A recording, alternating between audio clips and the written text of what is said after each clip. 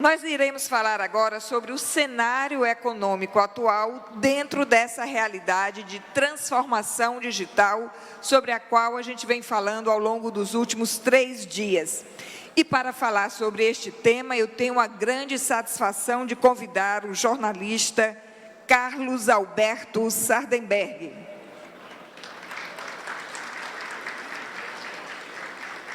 Nosso ilustre palestrante é um dos mais respeitados jornalistas do Brasil.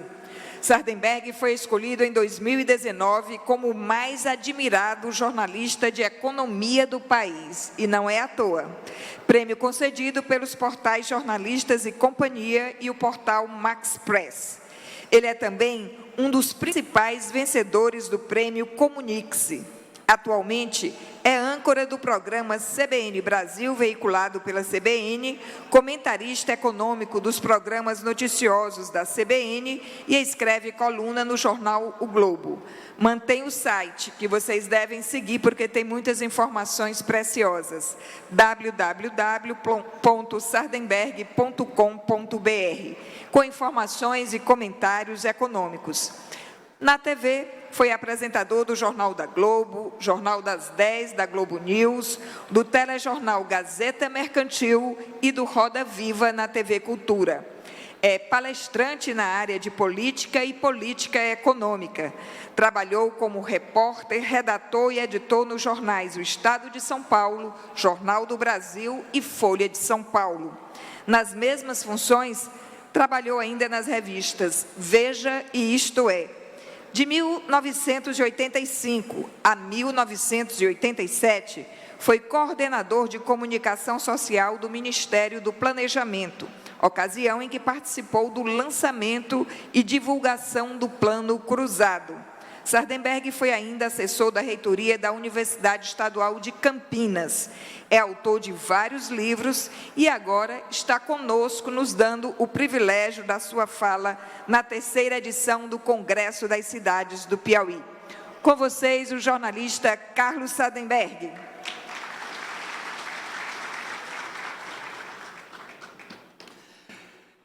Obrigado, Cláudia. Muito obrigado a todos pela presença. Obrigado aos organizadores pelo convite para participar deste evento. É a quarta vez que eu venho ao Piauí, sempre participando de eventos, e mais uma vez é uma satisfação estar aqui com vocês. Nós vamos fazer uma apresentação em 2 etapas, porque este é um evento na área de tecnologia, de digitalização, e eu levantei, fiz uma boa pesquisa sobre as práticas de tornar a gestão pública mais digital, mais tecnológica, e isso, na verdade, até foi fácil fazer essa pesquisa, porque isso está ocorrendo no mundo inteiro. Toda parte, todos os governos, desde os níveis federais até os níveis municipais, estão preocupados em introduzir os novos sistemas de tecnologia, porque o que eles se mostraram é que são mais eficientes e mais baratos.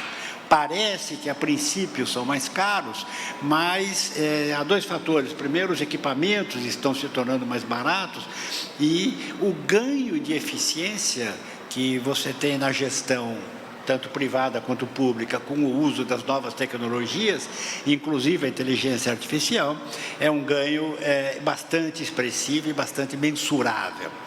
Eu vou tratar disso, mas antes há um requisito para que eu apresente uma pequena observação, uma análise, digamos, mais rápida sobre a situação econômica do Brasil e quais são, digamos assim, eu vou procurar sair um pouco da conjuntura do dia a dia e procurar mostrar quais são, digamos, os grandes temas nacionais que nos ocupam e que certamente ocupam, pelo menos 2 desses temas ocupam os senhores prefeitos e as prefeitas que estão aqui. uma primeira informação sobre a economia mundial. Me desculpe que esse aqui é um gráfico do Fundo Monetário Internacional, ele está em inglês, ainda não tive tempo de traduzir, mas o que eu queria demonstrar é que vocês reparem ali pelas barrinhas, nós estamos falando das projeções de crescimento da economia global. E reparem que o padrão é mais ou menos o mesmo nas diversas regiões. O Fundo Monetário Internacional divide os países em dois grandes grupos, que são as economias avançadas, os países ricos e os países em desenvolvimento. Esses países em desenvolvimento são países com uma renda menor do que os ricos, claro, mas são países com capacidade de crescimento, são países que podem vir a ser países ricos, se fizerem o dever de casa, se cumprirem determinadas tarefas que hoje nós sabemos exatamente quais são essas tarefas que devem ser. Por que nós sabemos? Porque a gente olha para países que eram pobres e ficaram ricos. E aí você vê, bom, o que eles fizeram para ficar ricos? E aí tem aqui um bom padrão histórico para seguir. O exemplo clássico que nós temos, o mais recente, é o da Coreia do Sul, que há 30 anos era um país mais pobre que o Brasil, e hoje é bem mais rico e desenvolveu algumas coisas que eu vou comentar depois. Mas o que a gente nota ali, o mundo deu uma boa recuperada em 2022, já na saída da pandemia. Este ano é um ano de desaceleração e volta a crescer de modo mais intenso para o ano que vem. Eu vou pular algumas coisas para dizer por que aconteceu isso, por que nós tivemos um crescimento maior em 2022 e por que nós temos essa desaceleração em 2023, que é mundial e inclusive afeta o Brasil. E o grande problema que houve foi, aqui vocês reparem, os níveis de crescimento dos diversos países. Repara ali o grupo dos ricos e o padrão é o mesmo, um crescimento forte em 2022, desaceleração em 2023 e volta a crescer mais forte em 2024. Ali vocês estão vendo os países ricos e depois vocês notam aqui os países de renda média, né, que são ali os países emergentes e em desenvolvimento. Então, vocês têm ali os principais, China, Índia, depois Rússia, Brasil e México e tal, os países ali principais do mundo emergente. E já queria chamar a atenção de vocês que reparem que o Brasil está claramente atrasado em relação aos seus pares. Né?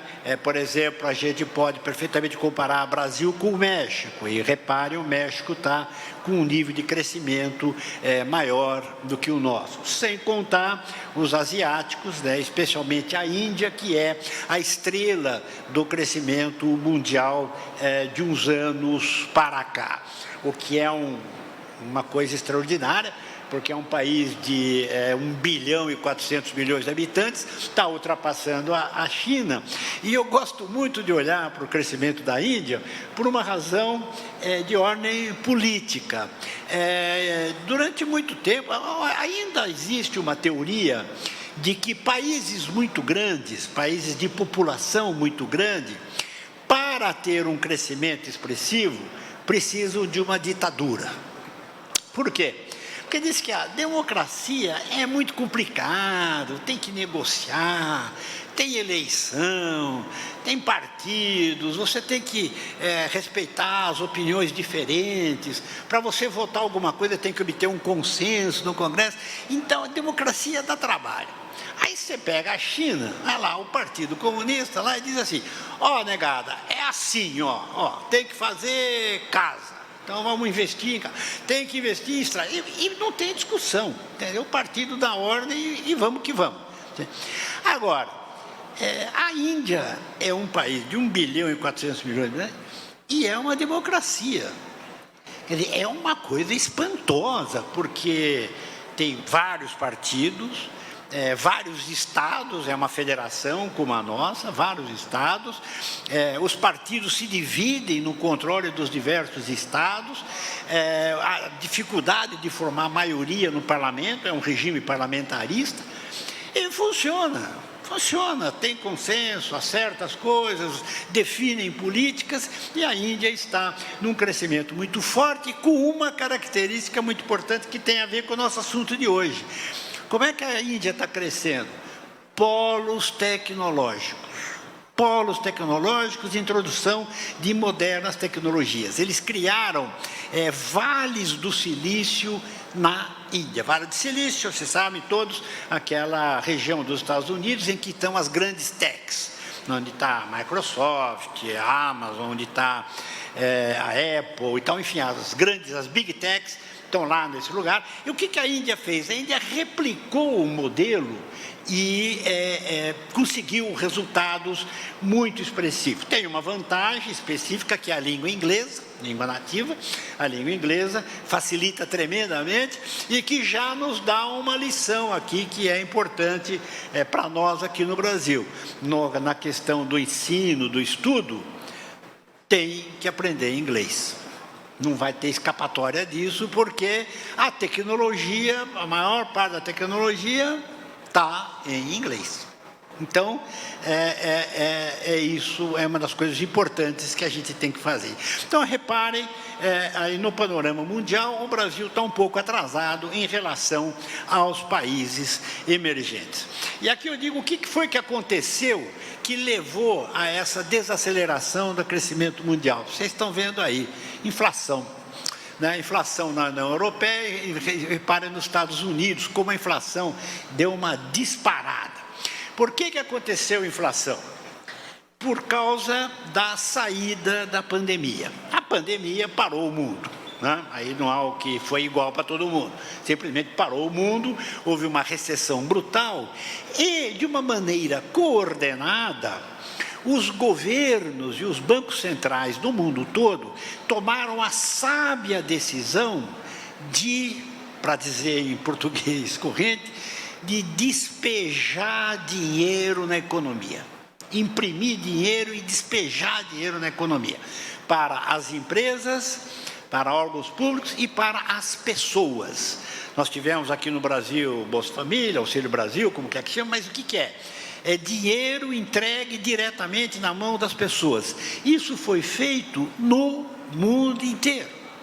O presidente Trump distribuiu cheque para toda a classe média americana, o presidente Biden distribuiu outro cheque para toda a classe média americana, e o resultado disso foi que as pessoas, apesar da pandemia, as pessoas e empresas tiveram poder aquisitivo, recebiam o dinheiro e puderam manter, comprar alguma coisa, comprar mercadorias, etc.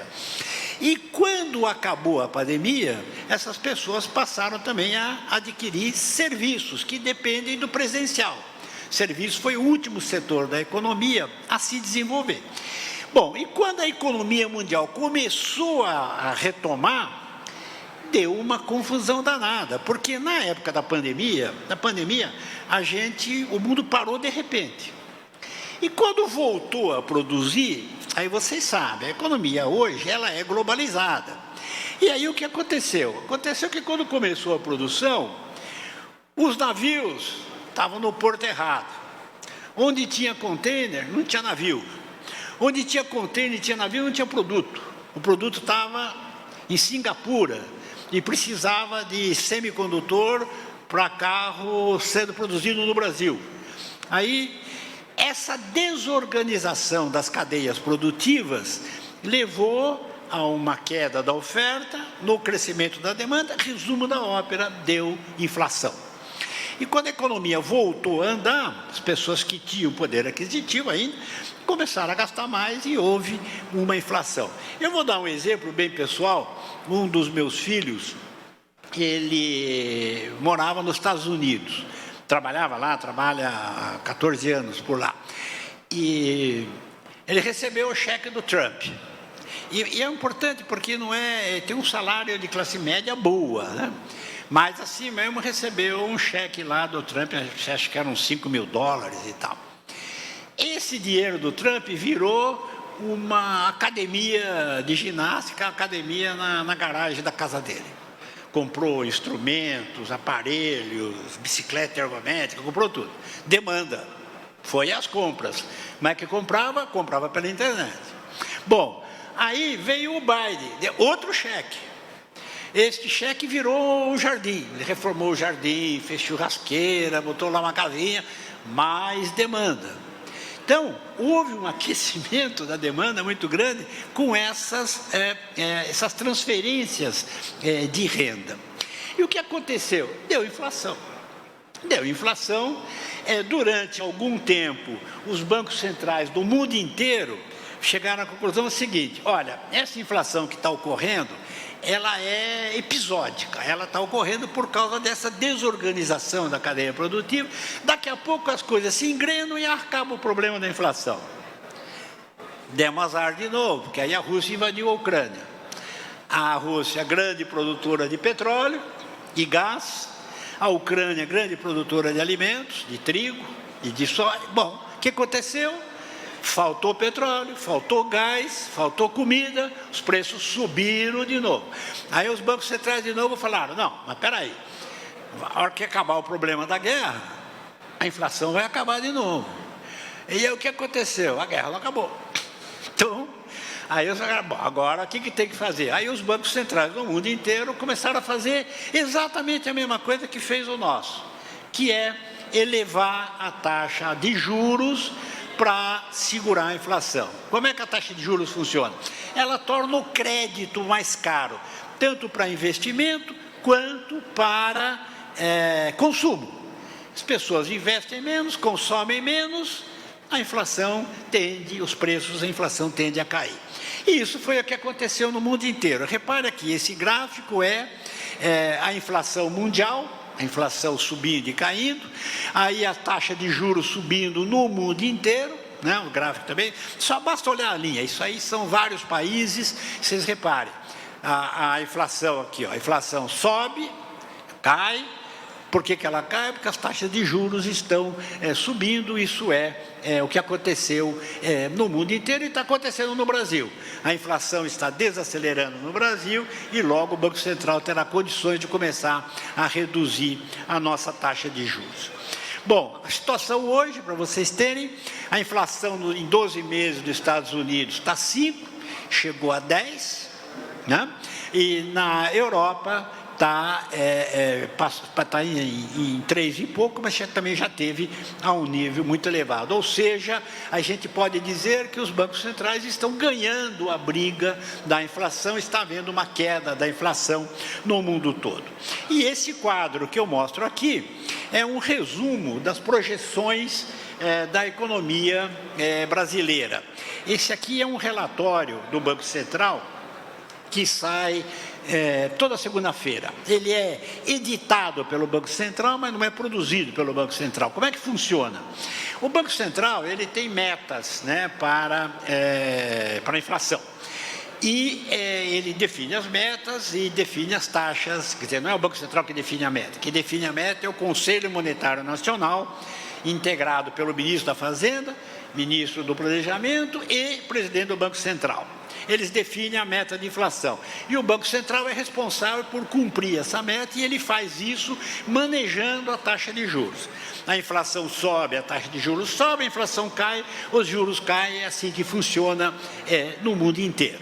Bom, como é que aconteceu aqui no Brasil? Para que o Banco Central saiba se a população, enfim, se os meios econômicos estão seguindo ou estão na direção esperada, o que tem? Tem esse relatório aí, esse relatório Focus. O que é?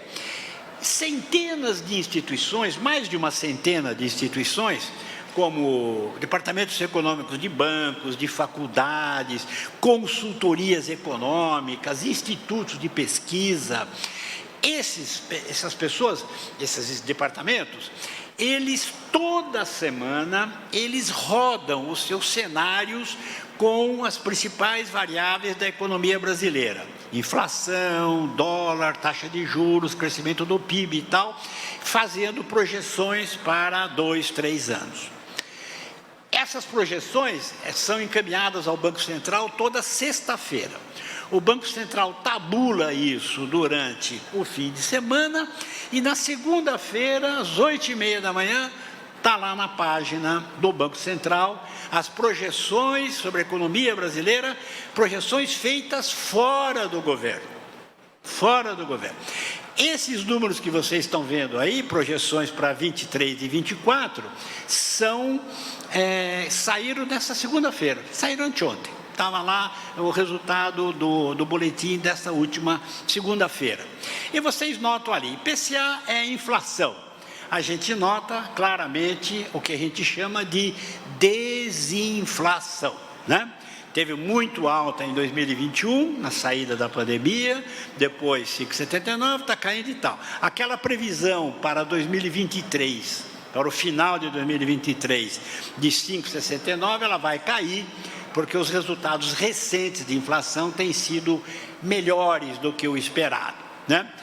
Bom, a taxa o dólar, então nós temos claramente um processo de desinflação na economia brasileira. Lenta, porque você repare, nós saímos de 10 para 5,79, depois 5 e um pouquinho, depois 4, então é uma desaceleração que quando chegou ali na casa dos 5, virou uma desaceleração mais moderada.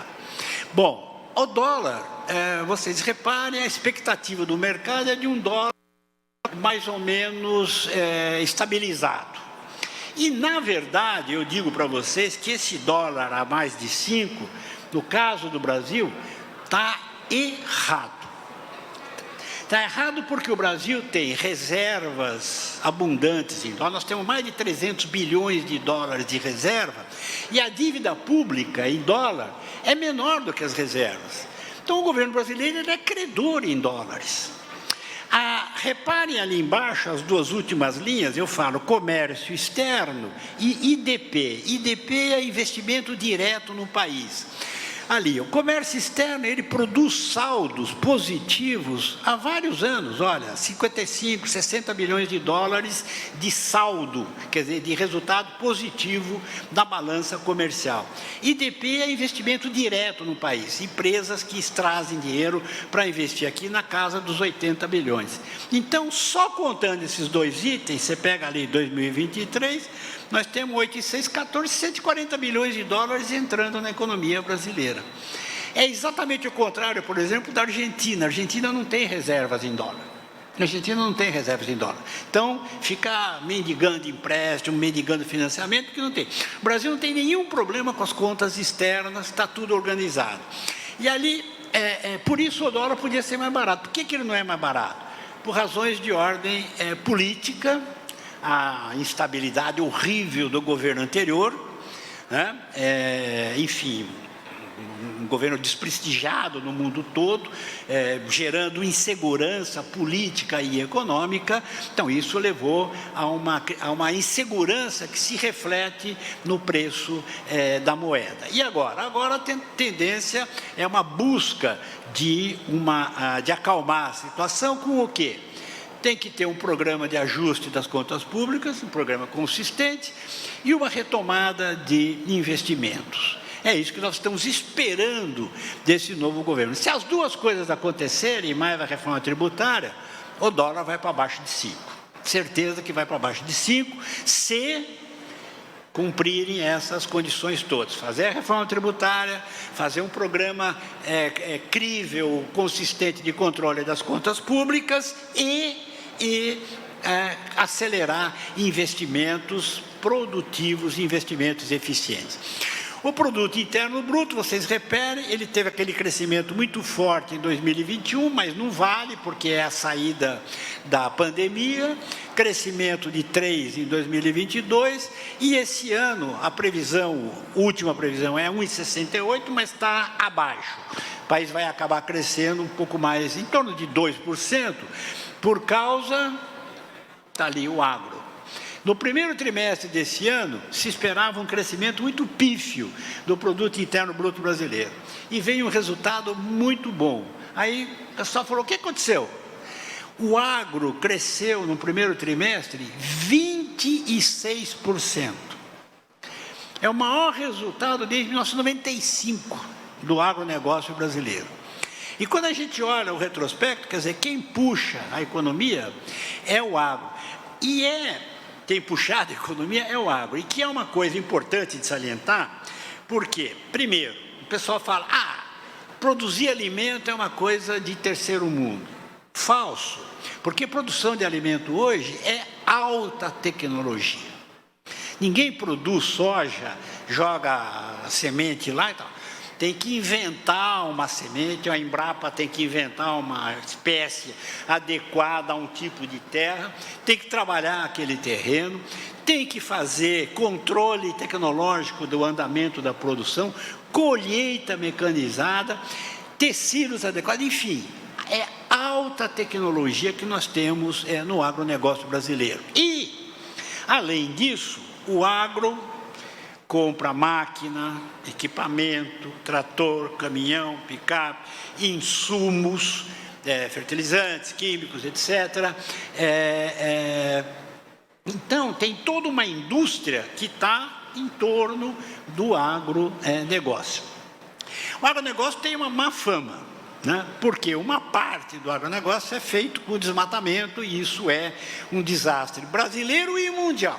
Porque em todo o mundo há cada vez mais restrição à compra de produtos que não são ambientalmente sustentáveis. Há regras na Europa, vão aparecer regras nos Estados Unidos, então a gente tem que cuidar disso com muito cuidado, porque a maior parte do agro brasileiro não é desmatadora. Mas uma pequena parte que seja, cria uma imagem ruim. Ou seja, é tarefa crucial do governo mostrar ao mundo que está controlando o desmatamento. Essa, na questão ambiental, questão essencial é essa, mostrar ao mundo que nós estamos controlando o desmatamento e a preservação da Amazônia. É tarefa assim que não é só para nós brasileiros, é tarefa para o mundo e para mostrar para o mundo uma nova realidade, já que o governo anterior foi totalmente negativo nesse aspecto. Então há uma coisa, não só a gente tem que retomar o controle do desmatamento, como tem que mostrar para o mundo que as coisas efetivamente mudaram. Isso é uma tarefa em andamento. Aí o desemprego está caindo, o desemprego caiu, e essa é a situação da economia brasileira. Agora, o que eu queria mostrar para vocês, para concluir, é que tirante as questões do dia a dia, questões momentâneas da política nossa, aquelas brigas lá no Congresso, etc., nós temos algumas tarefas que valem para qualquer governo, para qualquer orientação política. Primeiro, tirar o Brasil da armadilha do baixo crescimento. O que vocês estão vendo ali, desde 2012, são números do PIB trimestral. Vocês reparem, a gente não consegue sair do 1%. Cresce 1,5, 0,9, 1 e tal, não sei o quê. É o que os economistas chamam a armadilha do baixo crescimento. Sabe, vai de 2012, pega vários governos, o problema é o mesmo. Bom, qual que é o nosso problema? Está ali, as coisas que nós temos que fazer, que eu acho que são as tarefas cruciais. Primeiro, tem que ter controle das contas públicas. Eu sei que vocês aqui prefeitos, estão lutando com o orçamento, com os gastos, etc. Mas quando a gente fala a nível federal, é preciso haver um controle das contas públicas, isto é preciso que a dívida do governo não aumente. Porque quando a dívida aumenta, isto é, quando o governo repetidamente gasta mais do que arrecada, a dívida aumenta. E quando a dívida pública aumenta, a consequência dela é o seguinte: primeiro, aumenta os juros. Porque quando o governo é devedor, ele vai ao mercado tomar dinheiro emprestado para se financiar. E como ele é um grande devedor, tem que pagar juros altos. E, por exemplo, imagino que muita gente aqui aplica no Tesouro Direto. Vai lá no site da Receita Federal e aplica dinheiro no Tesouro Direto. O que é Tesouro Direto? É dívida pública. Títulos do governo federal. O governo federal vende para você um título, R$200, você pode aplicar, R$100, R$200, e o governo promete te devolver aqueles 200, mais a inflação e mais a taxa de juros. Quanto maior a dívida do governo, mais ele tem que ir ao mercado para pegar dinheiro emprestado, maior os juros. Então, se essa dívida cair, se você tiver um controle da dívida cair, qual é a consequência? É o contrário, os juros caem, certo? Para o investidor, por exemplo, para a classe média que coloca a sua poupança em títulos do Tesouro, não é um bom negócio, porque hoje está uma teta, né, gente? Vamos falar. Você sem fazer nada, sem apertar um parafuso, você vai lá e compra um título do governo, ele te paga inflação mais 6%?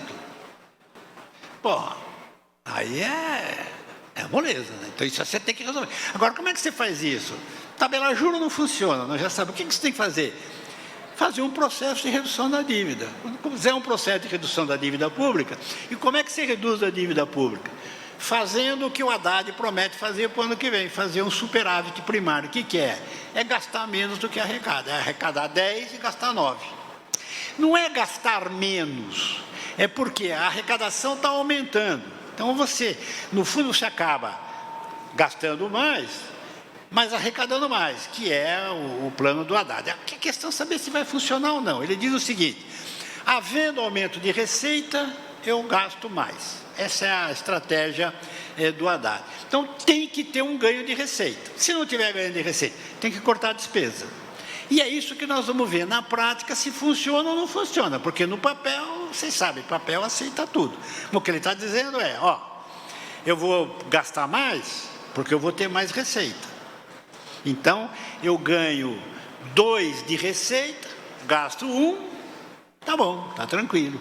Vocês na prefeitura é a mesma coisa. Se vocês tiverem um ganho de receita de 2 e gastar 1, tá bom, tá tranquilo, tá dentro do ajuste das contas públicas. É essa a regra que se está buscando estabelecer no Brasil.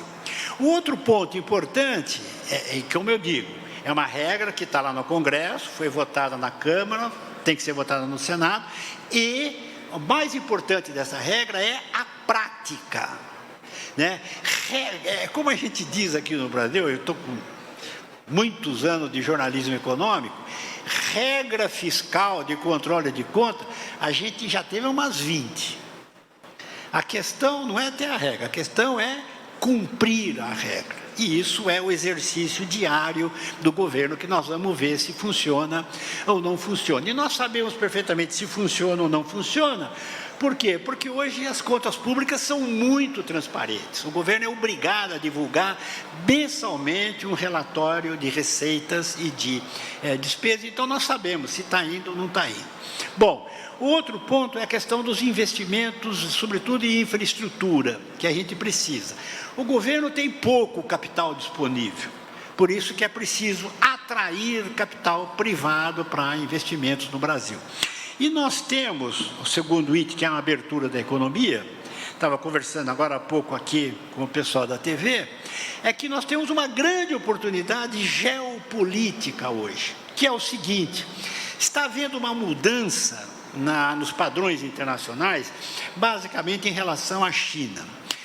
Até hoje, todas as grandes empresas do mundo produzem alguma coisa na China.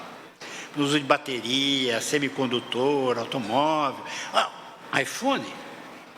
Todos os iPhones do mundo são produzidos na China.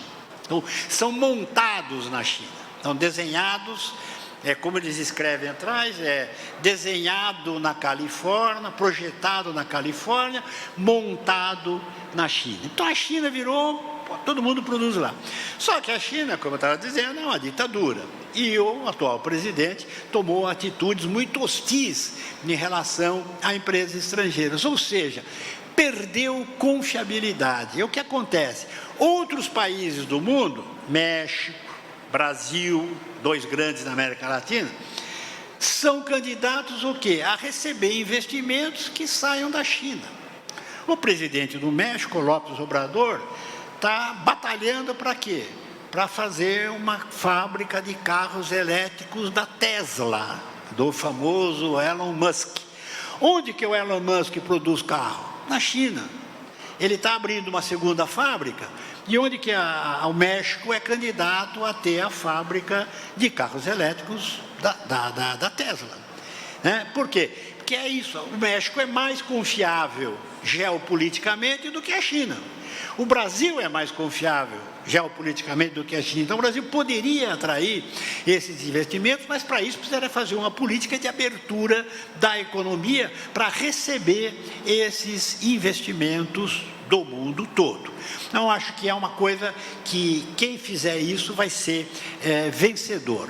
Nós temos a reforma tributária, que está em andamento no Congresso Nacional, e é uma necessidade absoluta, porque a vida das empresas e das pessoas é atrapalhada por um sistema tributário caótico. São milhares de normas e fica caro para as empresas e fica caro para o governo, para administrar esse sistema, e tem que ir para a justiça toda hora para discutir se paga imposto, se não paga imposto, se devia pagar, se não devia.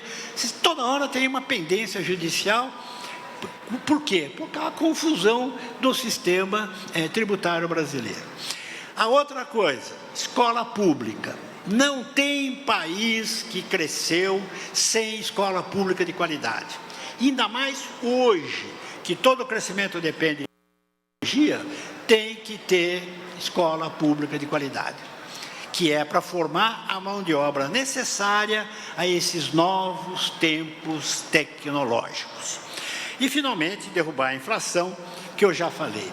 Então, essas aqui são tarefas que são, digamos assim, objetivos nacionais que deveriam ser adotados. Eu estava falando agora na televisão e me perguntaram se eu era otimista ou pessimista em relação ao Brasil.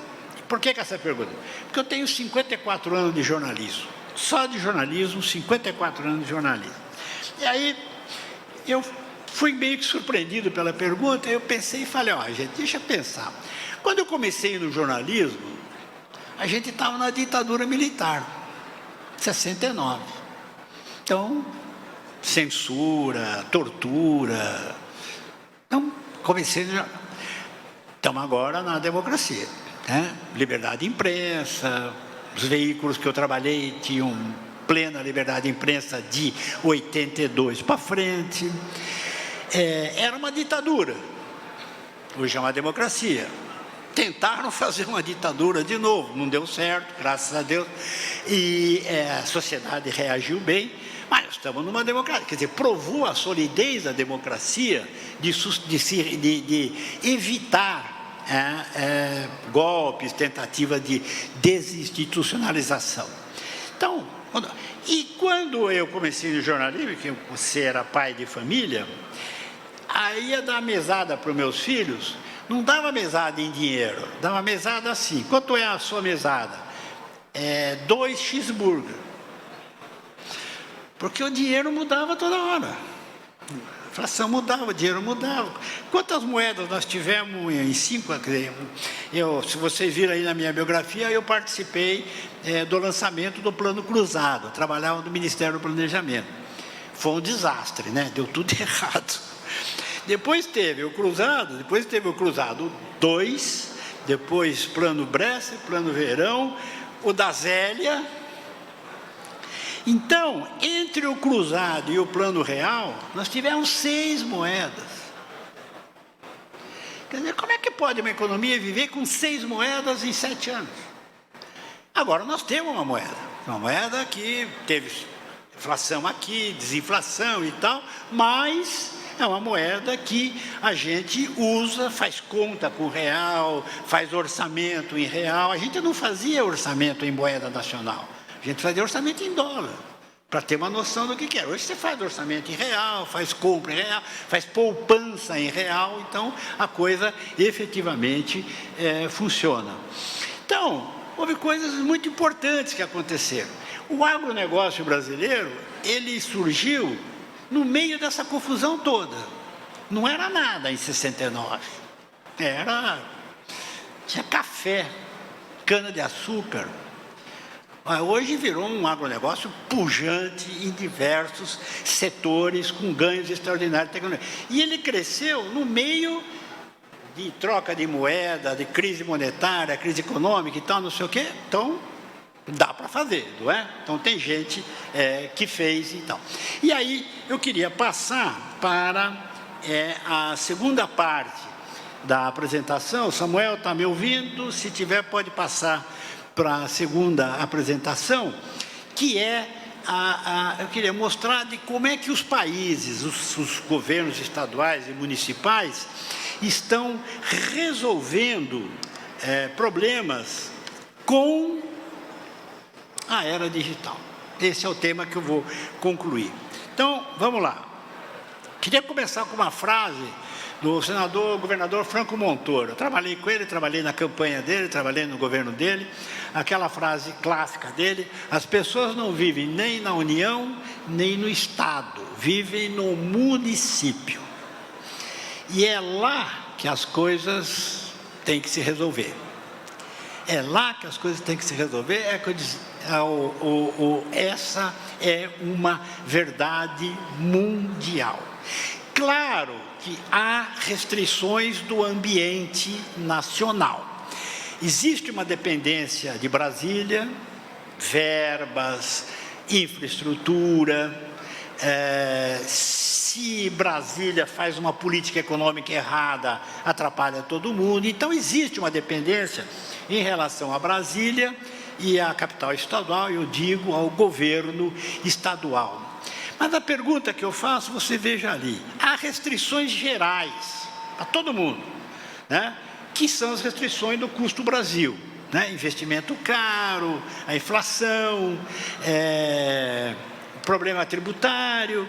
Então, esses problemas valem para o Brasil inteiro. Ora, se tem problema que vale para todo mundo, como é que há setores que vão melhor do que os outros? Porque há serviços municipais de maior ou menor qualidade espalhados aqui pelo Brasil. Tem cidades que têm boas escolas, boas unidades de saúde. O ambiente geral é o mesmo, mas dentro desse ambiente geral que é o mesmo, as iniciativas locais podem fazer diferença. E nos dias de hoje, com tecnologia da informação, digitalização e inteligência artificial, que são as novas tecnologias. As novas tecnologias sempre dão medo, sobretudo nos mais velhos, que ficam atrapalhados aí com... né? Eu trabalho, falei, 54 anos de jornalismo, e a média nas redações que eu trabalho, a média de idade não chega a 40 anos. Então, o que as garotos e garotas mais novas fazem nas tecnologias do computador é brilhante. A facilidade com que obtêm uma informação, com que montam uma tabela, com que encontram um dado, é uma coisa impressionante. Entende? Então, para os mais velhos, dá medo, mas o efeito das novas tecnologias é brutal em ganho de eficiência se você usar direito. Se você usar direito. E não adianta querer fugir disso. Não há força no mundo que impeça o desenvolvimento de uma tecnologia. Isso vem lá da história, né? Cada grande avanço tecnológico gera reações dos setores que são atingidos por essa nova tecnologia, mas nunca se conseguiu impedir o desenvolvimento de uma tecnologia. Por exemplo, está todo mundo com medo da inteligência artificial, porque ela não apenas entrega dados, mas entrega um raciocínio, um texto. Nós fizemos o teste lá na redação da CBN, botamos lá no chat GPT, escreva um texto sobre a inflação do ponto de vista de Carlos Alberto Sardenberg. Veio um texto, eu fiquei olhando ali e falei, pô, até que é isso aí mesmo. Era. Um texto ali de 30 linhas e tal, eu fiquei surpreendido, né? Porque poderia perfeitamente. Agora, como é que ela faz? Ele pega o que eu já escrevi, né? Vai buscar nos artigos o que eu já escrevi e monta aquilo que eu já escrevi de uma maneira que fica consistente. Agora, com a rapidez, gente, sai na hora. Né? Sai na hora. E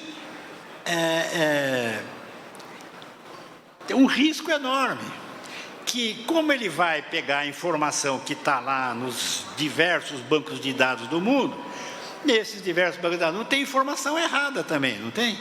Então vem junto informação errada.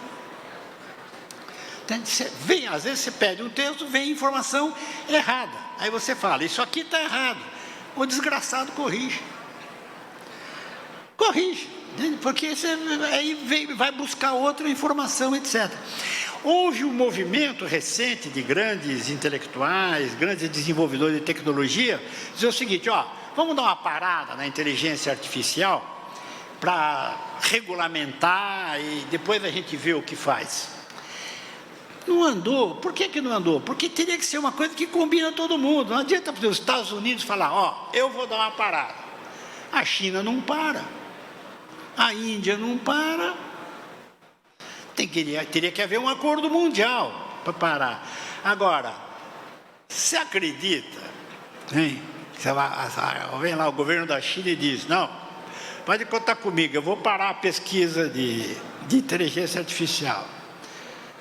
Quanto vale essa proposta, essa promessa? Vale um centavo. E vários outros países vão dizer o mesmo. Vão até dizer, bom, é bom que todo mundo pare, que eu vou sozinho. Vou ganhar eficiência, eu vou ganhar competitividade com esses caras. Certo? Então, tudo isso para dizer o seguinte, não há força que impeça o crescimento da tecnologia. Então, a gente tem que analisar o que ela é e o que ela vai provocar. Por exemplo, vai provocar deslocamento de mão de obra. Vai ter coisas que as pessoas hoje fazem que não vai precisar mais fazer. Não há como escapar disso. Em compensação, vão surgir novas competências. Eu fui fazer uma pesquisa, a gente foi fazendo na rádio recentemente, sobre os maiores salários na economia brasileira hoje e no futuro. Todos na área de tecnologia da informação. Programador, desenhador de projeto, desenvolvedor, inteligência artificial. Quem está nessa área, está na área certa. E exige atualização, coisa constante, etc. Então, ela está aí. Quando eu falo, o digital não é futuro, já está aí, já está acontecendo. E eu passo, então, para a questão das gestões municipais. Isso que eu vou apresentar em seguida, esses dados, são resultados de pesquisas que eu obtive junto ao OCDE, Organização de Cooperação e Desenvolvimento Econômico, União Europeia, Fundação Dom Cabral e outros institutos que se dedicam a esses estudos. Primeiro ponto, gestão pública digitalizada com tecnologia. Não é só para os grandes. A gente fala, não, só a cidade grande que vai fazer isso. Não é verdade. Não é verdade. Há exemplos de municípios muito pequenos, de governos muito pequenos, que tiveram uma transformação digital. O caso clássico no mundo é o da Estônia, que é um paizinho assim, ó, paizinho de nada, e que teve uma virada tecnológica, uma virada digital absolutamente sensacional. É modelo do mundo, mas é um paizinho de nada, não é uma Alemanha, é uma França, é um país muito pequeno. É como se você comparar São Paulo com uma cidade muito pequena, entende? É como se fosse cidade pequena tivesse à frente no setor de tecnologia e no setor de digitalização. Várias providências que eles tomaram, como, por exemplo, facilitar a existência de empresas de desenvolvimento de tecnologia, dão visto para as pessoas que trazem tecnologias novas, enfim, é uma série de... E o espalhamento da tecnologia na gestão pública no país inteiro, desde o governo federal até as pequenas comunidades. A tecnologia está disseminada, ela é hoje mais acessível e mais barata. Vocês podem notar, é padrão histórico. Toda vez que surge uma nova tecnologia, ela é muito cara.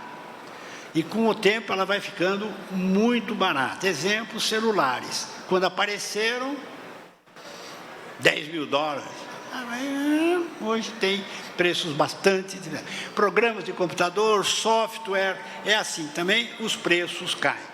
E a terceira coisa é que não há dúvida nenhuma sobre a eficiência do uso das tecnologias em qualquer atividade pública ou privada. Educação, hospitais, unidades de saúde e assim por diante. O que as prefeituras, sobretudo as pequenas, não conseguem resolver e que precisam buscar fora? A infraestrutura, torres, sistema de fibra ótica, isso aí, para uma pequena prefeitura instalar, é caro.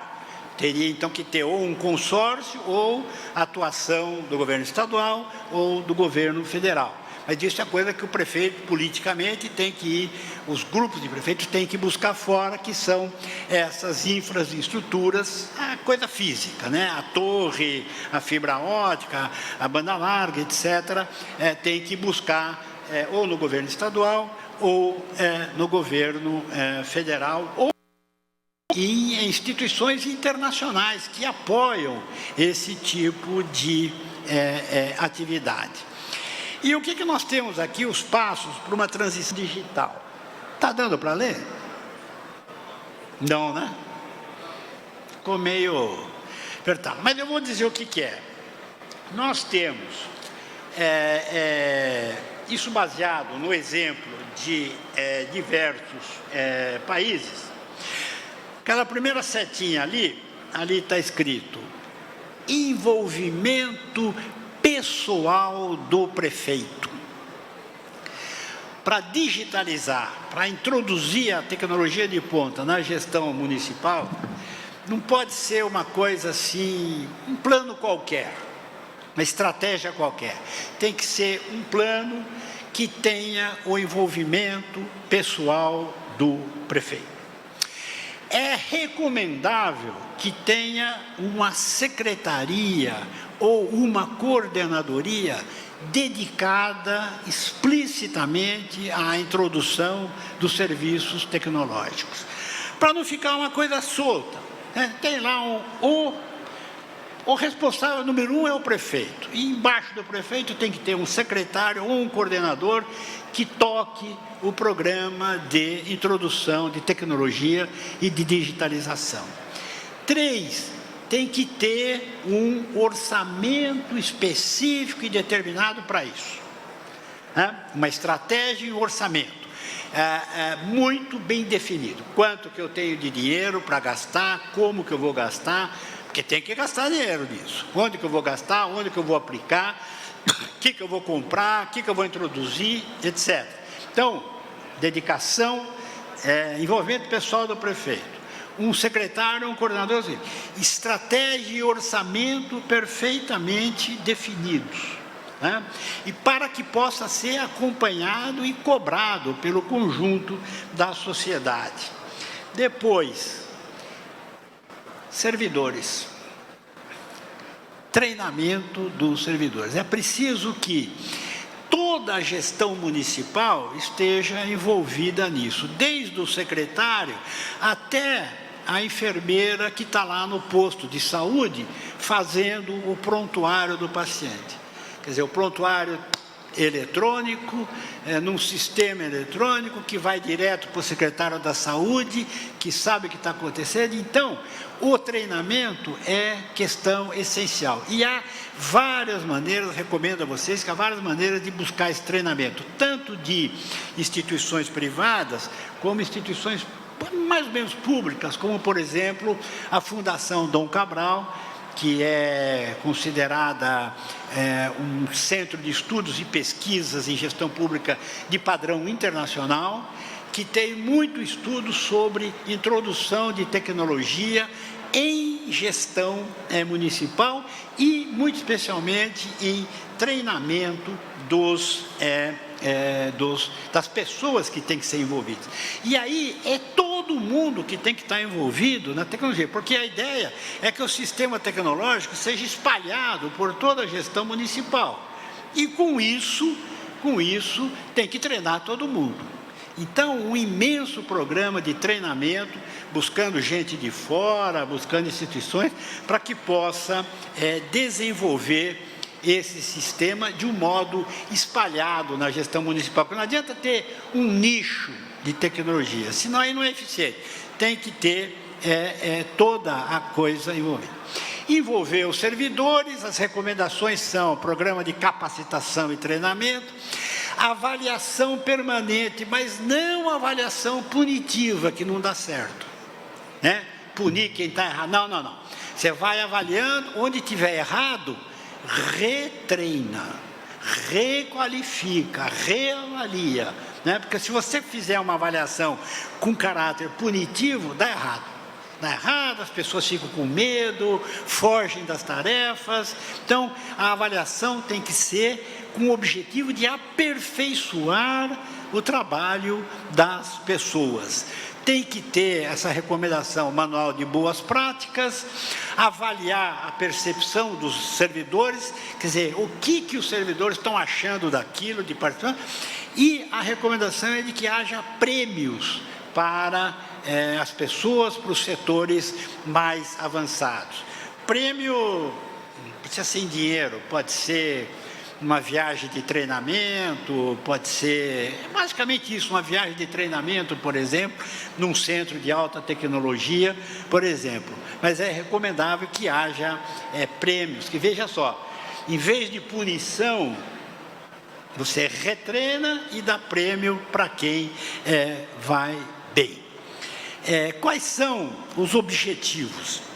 Uma plataforma única, sobretudo com os dados de saúde e educação.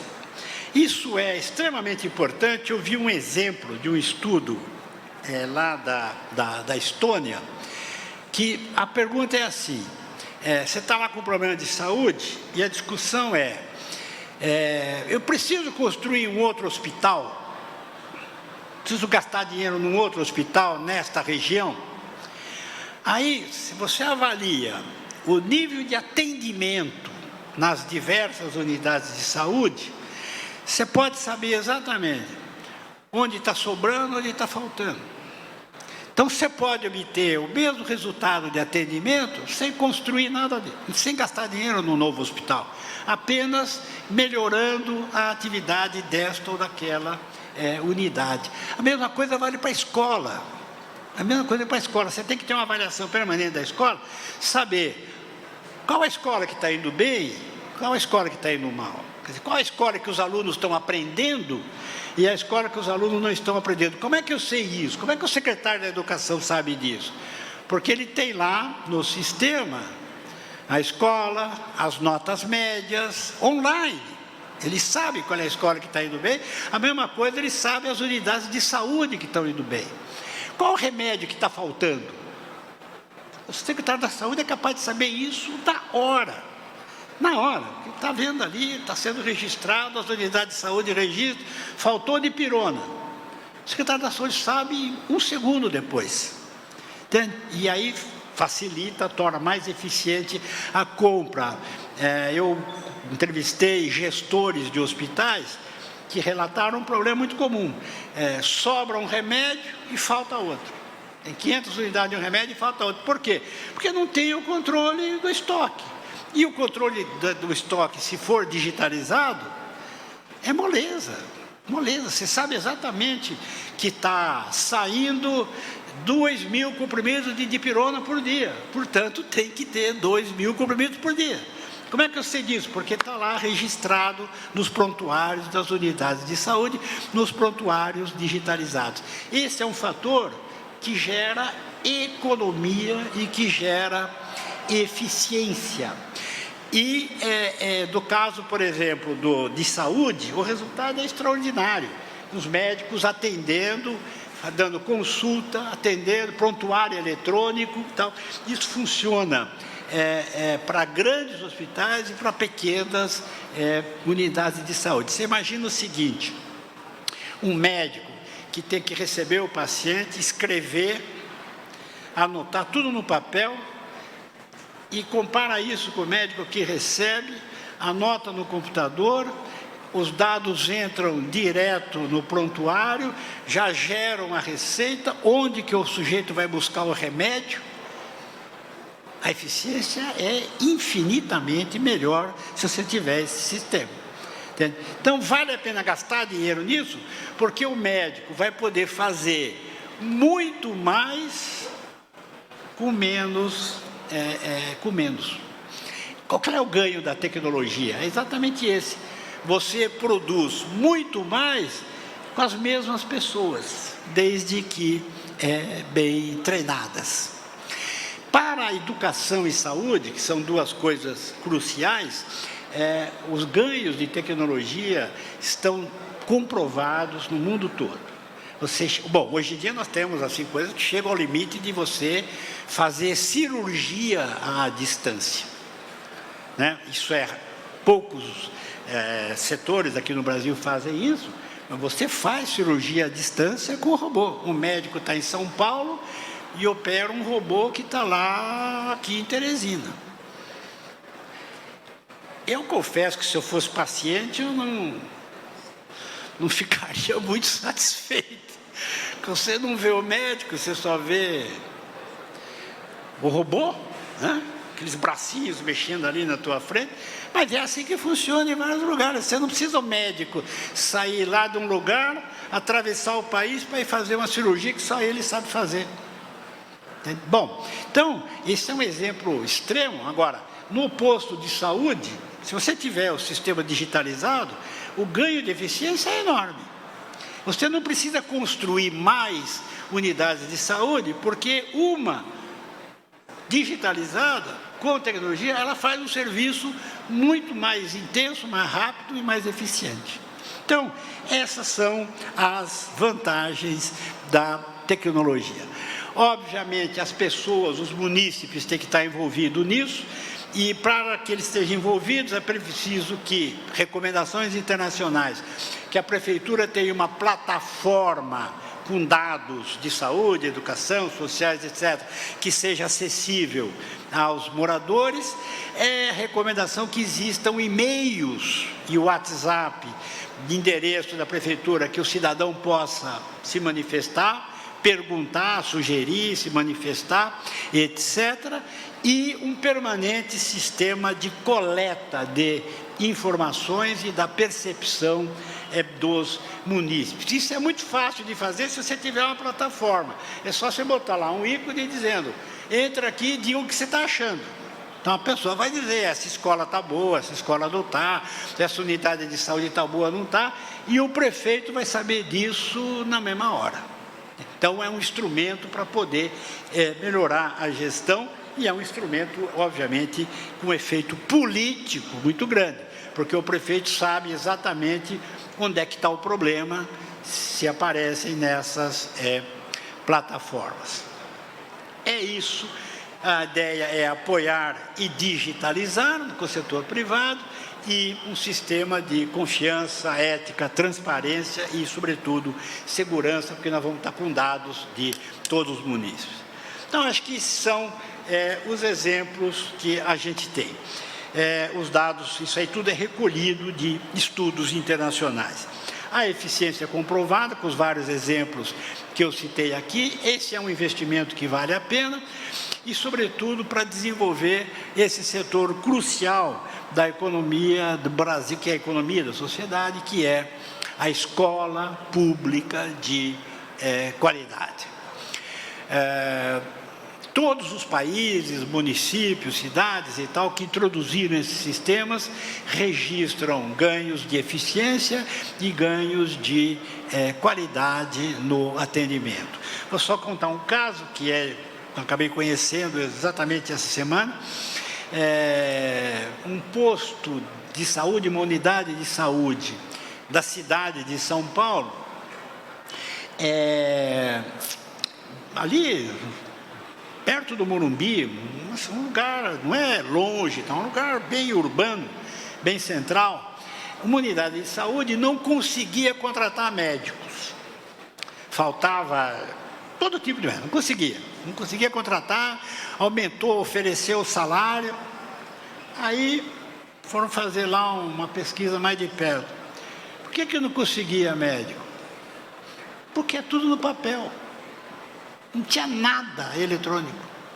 O médico tinha que receber o paciente, escrever o prontuário, está com isso, está com dor de cabeça, está com não sei o quê.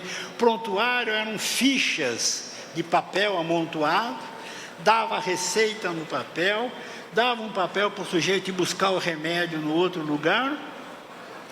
Não conseguia médico. Por quê? Porque o médico perde 40, 50 minutos para fazer uma consulta por causa do problema prático. Então, qual é a resolução? Não era aumentar o salário, era simplesmente digitalizar o serviço. Aí o que olharam? Outras unidades de saúde, estava com tudo resolvido, médico, enfermeiro, etc. Como é que é? Tudo digitalizado. Então, é um exemplo claríssimo de como é que as coisas funcionam e podem melhorar. Concluindo, eu queria dizer o seguinte, o Brasil, como dizia o Tom Jobim, o Brasil não é para amadores, né? É para profissionais e para pessoas eficientes. E hoje em dia, com a tecnologia, nós somos capazes de ter grandes ganhos de eficiência por toda parte. E a última palavra, volto ao Franco Montoro, né? As pessoas moram no município, na cidade. Então, um bom prefeito, uma boa prefeitura, faz uma diferença brutal na vida das pessoas, na vida concreta das pessoas no seu dia a dia. Desejo a vocês muita sorte e que tenham condições de implantar os sistemas. A própria realização desse seminário, desse evento de hoje, é um exemplo extremamente positivo de que vocês que estão aqui estão no caminho certo. A gente fica muito feliz e muito animado com isso. O Brasil vai ser resolvido não em Brasília, vai ser resolvido nas diversas cidades que fizerem a coisa bem feita. Boa sorte a todos e muito obrigado pela paciência com que me ouviram.